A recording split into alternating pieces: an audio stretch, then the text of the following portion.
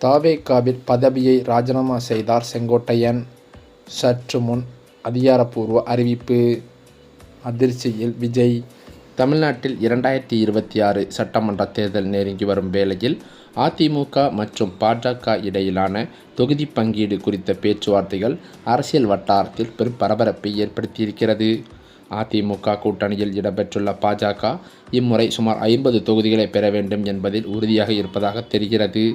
இதற்காக மத்திய உள்துறை அமைச்சர் அமித்ஷா குறிப்பிட்ட 50 தொகுதிகள் அடங்கிய பட்டியலை எடப்பாடி பழனிசாமியிடம் வழங்கியுள்ளதாக தகவல்களும் தெரிவிக்கின்றன.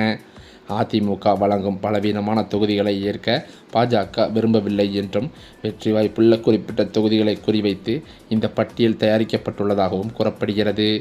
இருப்பினும் பாஜகவின் இந்த 50 தொகுதிகள் கோரிக்கையை ஏற்பதில் அதிமுக தலைமைக்கு சில தயக்கங்கள் இருப்பதாகவும் தெரிகிறது. மேலும் அது மட்டுமில்லாமல் 2026 சட்டமன்ற தேர்தலில் அதிமுகவானது பாஜகவின் கைப்பிடியில்தான் இருக்கும் என்று பல்வேறு அரசியல் கட்சி தலைவர்களும் தற்போது பேசி வருகின்றனர். திமுக கூட்டணியில் ஏற்கனவே காங்கிரஸ், விடுதலை சிறுத்தைகள், கம்யூனிஸ்ட் கட்சிகள், மதிமுக போன்ற பல கட்சிகள் இருக்கிறது. ஆனால் இந்த முறை காங்கிரஸ் ஆட்சியில் பங்கு கேட்டு வேண்டும் என்ற கோரிக்கையை வலியுறுத்தி வருகிறது. மாநில அரசின் ஆட்சியில் பங்கேற்க வேண்டும் என்ற அவர்களின் கோரிக்கையை திமுக ஏற்கவில்லை.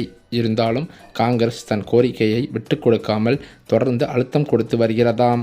ஆனால் இதனை திமுக தலைமை ரசிக்கவில்லை என்றும் கூறப்படுகிறது. நடிகர் விஜய் தொடங்கியுள்ள தமிழக வெற்றிக் கழகம் புதிய அரசியல் சக்தியாக உருவாகியுள்ளதால் 2026 தேர்தலில் போட்டி கடுமையாக இருக்கும் என்பது தெளிவாகியிருக்கிறது. இதனால் திமுக கூட்டணி கணக்குகளில் பெரிய மாற்றங்களை செய்ய யோசித்து வருவதாகவும் கூறப்படுகிறது. குறிப்பாக காங்கிரஸ் கூட்டணியில் இருந்து வெளியேறினாலும் பிரச்சனை இல்லை, அதற்கு பதிலாக தேமுதிகவை கூட்டணிக்குள் கொண்டு வரலாம் என்ற நிலைப்பாட்டில் சில திமுக தலைவர்கள் இருக்கின்றனர் என பல தகவல்களும் வெளியாகி வருகிறது. தேமுதிக இதற்கு முன்பு ஒருபோதும் திமுகவுடன் கூட்டணி அமைத்ததில்லை.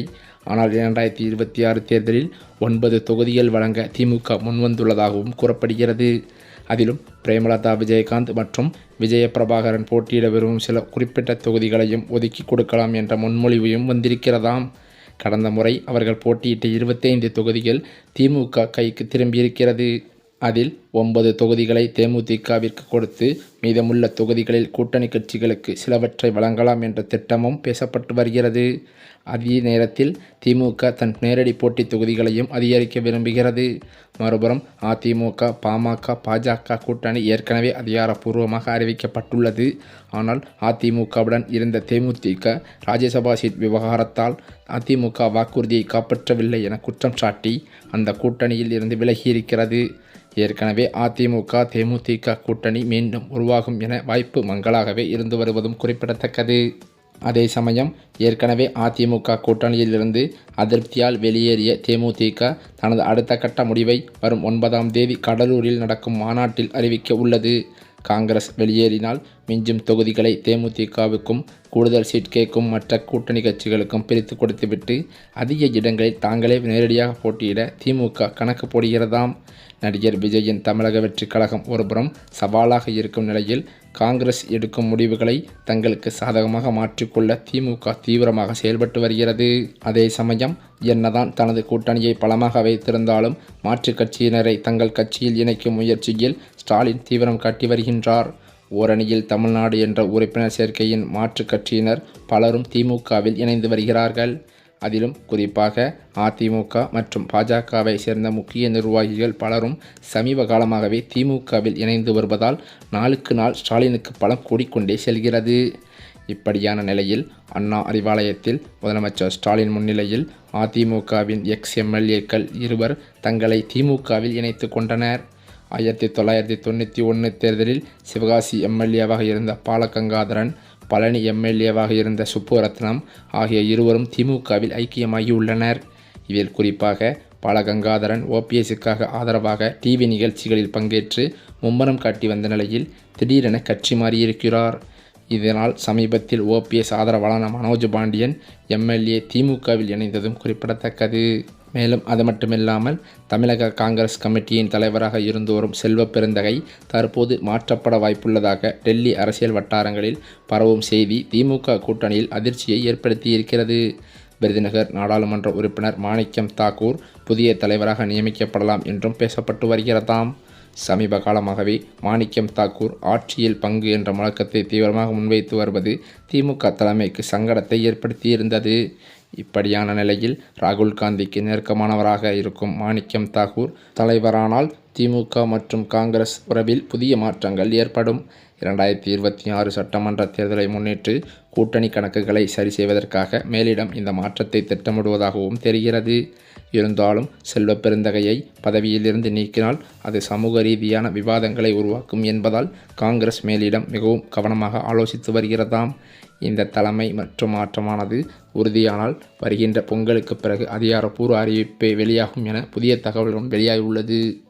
ஏற்கனவே தமிழகத்தில் வரவிருக்கும் சட்டமன்ற தேர்தலை முன்னிட்டு அரசியல் களம் வேகமாக சூடுபிடிக்க தொடங்கியிருக்கிறது.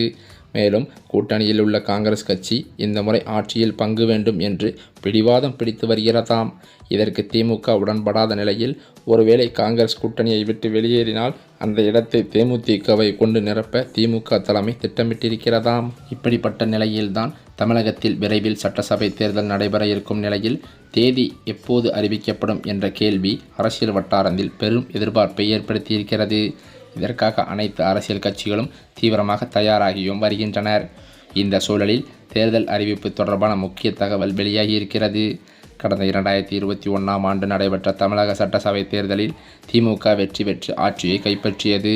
அதன் தொடர்ச்சியாக 2021 மே 7ஆம் தேதி திமுக தலைவர் மு.க. ஸ்டாலின் தமிழக முதல்வராகவும் பதவியேற்றிருந்தார்.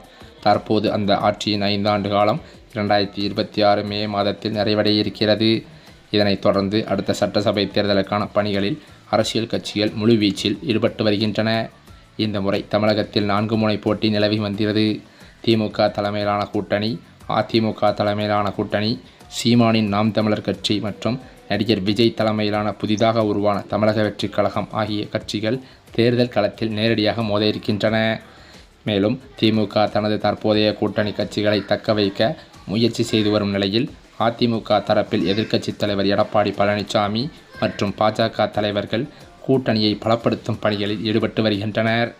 விஜய் தனது கட்சிக்கான கூட்டணியை அமைக்க முயற்சி செய்தும் வருகிறார். அதே நேரத்தில் நாம் தமிழர் கட்சி தனித்து போட்டியிடும் என சீமான் ஏற்கனவே அறிவித்ததும் குறிப்பிடத்தக்கது. இந்த நிலையில்தான் தமிழக சட்டசபை தேர்தல் தேதி எப்போது அறிவிக்கப்படும் என்பது குறித்து முக்கிய தகவலானது வெளியாகியிருக்கிறது.